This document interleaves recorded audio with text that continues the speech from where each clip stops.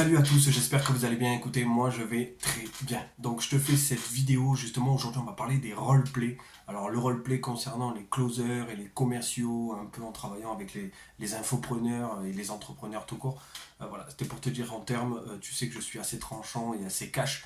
Donc en fait, pour moi ces roleplays, ça ne sert à rien. Premièrement, c'est tu rencontres des entreprises et qui te forment et qui te recrutent grâce au roleplay. Je m'explique. Quand tu rencontres des gens qui veulent te recruter, qui veulent faire un roleplay avec toi. Alors en soi, de faire le roleplay avec eux, si tu veux. Pour ma part, à chaque fois qu'on m'a demandé de faire un roleplay, je me suis barré. Pourquoi? Parce que le roleplay, pour moi, ne te met pas en situation véritable, une vraie situation dans laquelle tu dois être au travers de l'appel que tu vas avoir. De un. Donc, pour moi, le roleplay, quand tu fais l'entretien, ça ne sert à rien. En plus de ça, ils te font faire ça 4 fois. Ils te font faire entretien 1, tu l'as au téléphone, entretien 2, tu fais un roleplay. Ça me gonfle. Donc, il faut comprendre un truc. Le roleplay pour le recrutement, pour moi, pour ma part, ça ne sert strictement à rien. Ok, ils vont tous te dire, et je sais encore qu'il y en a qui vont s'énerver, que le roleplay sert à différencier les gars. Ça ne sert strictement à rien. Quand tu fais un roleplay avec des mecs qui ne te connaissent pas et que tu ne connais pas, qui n'ont aucune intention d'acheter ton produit ou que toi, en jouant le client, le grand client mystère, tu fais le mec qui veut vendre un produit et que le gars il fait le closer, ça ne marche pas, ça ne plaît pas, ça ne fonctionne pas. J'ai travaillé avec un partenariat qui avait plus de 30 closers dedans. Déjà, c'était trop par rapport à la génération d'argent qu'il avait, mais les mecs, ils se prenaient pour des machines de guerre. Mais derrière, sur les 30 closers, t'en avais 5 qui closaient. Vraiment. Les autres, c'était que du turnover. C'est-à-dire qu'ils en prenaient un, il y en a un qui rentrait. Ils en prenaient un, il y en a un qui rentrait. Et je t'explique pas les roleplays qui se faisaient. L'autre, il était payé à faire des roleplays, le manager. Donc, vraiment, il faut comprendre un truc, c'est que le roleplay, ça peut être impactant, je pense, mais ce n'est pas bien utilisé. Ce n'est pas bien utilisé. Pour moi, un roleplay, si tu veux tester quelqu'un, tu prends un véritable client. D'accord? Ou tu prends une personne qui est presque qui est tiède, si tu veux. Et tu le fais tester. Le mec, il connaît pas le produit, tu lui dis, écoute, apprends le produit, tu as 2 jours pour apprendre le produit, tu fais ton roleplay, tu trouves une personne, mais quelqu'un de différent, qui va vraiment poser des véritables questions, tu vois, qui va vraiment, même le client va être perdu. Voilà, le but c'est que ce roleplay, on teste la réactivité du mec dans le roleplay. Pas qu'on fasse juste un roleplay pour dire qu'on fait un roleplay. Chez le manager, tu n'as pas à faire de roleplay en disant et si je te dis ça, et si je te dis ça, et si je te dis ça, et si tu vas pas un peu. Voilà. Donc, tu n'as pas à faire ça. Le roleplay, c'est inutile pour moi pour le côté recrutement. Tu veux recruter un mec, t'es pas un salarié. T'as pas besoin de CV. Quand on recrute quelqu'un, quand on le recrute vraiment, on prend ses compétences, sa valeur humaine, qui il est, et est-ce qu'il va pouvoir être bénéfique pour la société. C'est tout. S'il n'est pas bénéfique, il s'en va. Mais là, en fait, à chaque fois que vous faites des choses comme ça, vous dénigrez la personne qui vient. Donc en fait, la personne perd confiance en elle. Et il y a tellement de gens qui veulent percer dans le closing, dans le côté commercial, que du coup, ils se tapent le mur. Parce qu'à chaque fois qu'ils rencontrent des gens comme vous, comme des sociétés comme ça, ils se prennent le mur de face et ils se cassent en deux. Et derrière, les mecs, ils sont en dépression. Parce qu'ils arrivent dans un cadre où c'est du salariat déguisé. Donc à un moment, change.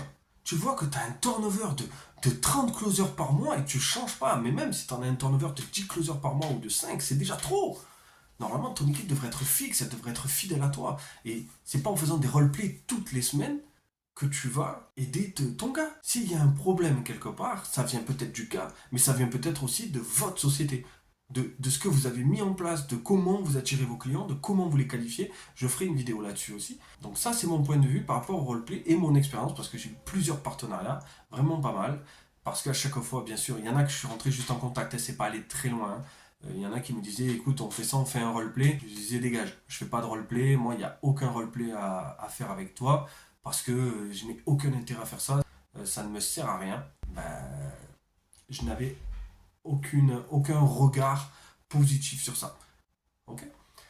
Pour le deuxième point par rapport au roleplay, c'est ceux qui font, et ceux-là ils me font rire, et ils sont connus, et s'ils la voient, eh ben, tu as compris, tu vas comprendre le message. Ces gens-là, quand ils font un roleplay, ils prennent un membre de leur équipe. Je m'explique. En fait, ça c'est le deuxième point, c'est-à-dire que c'est ceux qui veulent t'apprendre à combattre les objections et tout à travers des roleplays. Alors, faut comprendre un truc, c'est que tu ne peux pas combattre une objection, d'accord? Mais ça, je vais pas te faire un cours là maintenant. C'est quand les gens, tu les vois. Alors, je sais pas si tu as vu déjà sur les réseaux, les gens, ils prennent quelqu'un et ils leur donnent une objection. Je vais y réfléchir, c'est trop cher, on va, enfin, tout ça. Ces objections-là, les mecs, ils font des roleplays à travers ça pour essayer de te faire comprendre comment ils contrent l'objection. Est-ce qu'il faut que je m'énerve ou pas? Non, vraiment.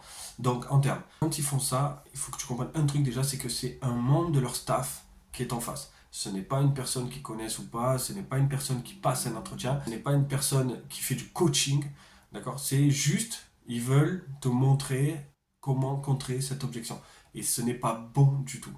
Ce n'est pas bon du tout parce que déjà, quand tu écoutes ces gens, il n'y a aucune intention, c'est-à-dire une intention d'achat, une intention vraiment qui pousse la personne à acheter, il n'y a rien, c'est vide, c'est le néant. Ils se connaissent tous les deux, ça fait 8 ans qu'ils travaillent ensemble et ils font juste ça pour le fun.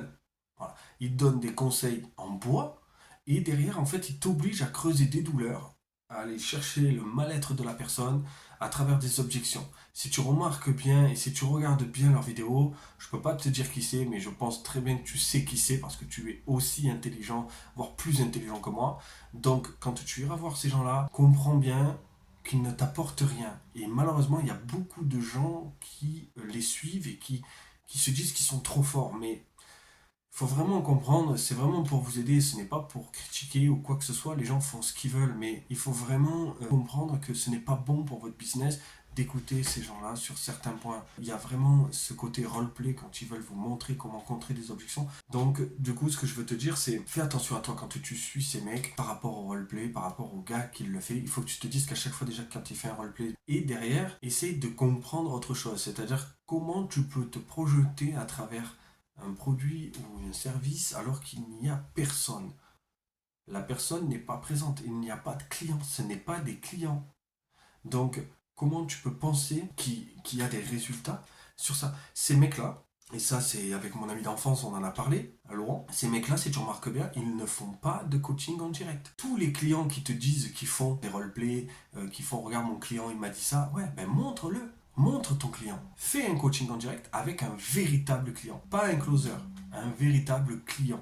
Un client qui a acheté ton service. Tu vois. Et le fait déjà de voir qu'en fait ils travaillent que entre closers parce qu'ils ont que ça, ils n'ont pas de fond, ils n'ont pas de forme dessus, ils ont rien. Donc il faut que tu comprennes que ce qu'ils t'apportent à travers ça, c'est pas la bonne solution. C'est pas la bonne solution et si tu remarques bien, est-ce que tu as déjà vu quelqu'un devenir millionnaire grâce à leur closing qu'ils te proposent? Est-ce que tu en as déjà entendu parler? Si on en avait tous entendu parler, on l'aurait tous su. Donc surtout fais attention à toi. Pense que les roleplays, ça peut être utilisé d'une autre façon. Et si tu as besoin qu'on en discute, surtout tu n'hésites pas, tu me laisses un commentaire, on voit ça ensemble, on en discute. Je suis ouvert à toute discussion, à toute critique aussi. Je te fais un gros bisou et je te remercie. Ciao ciao.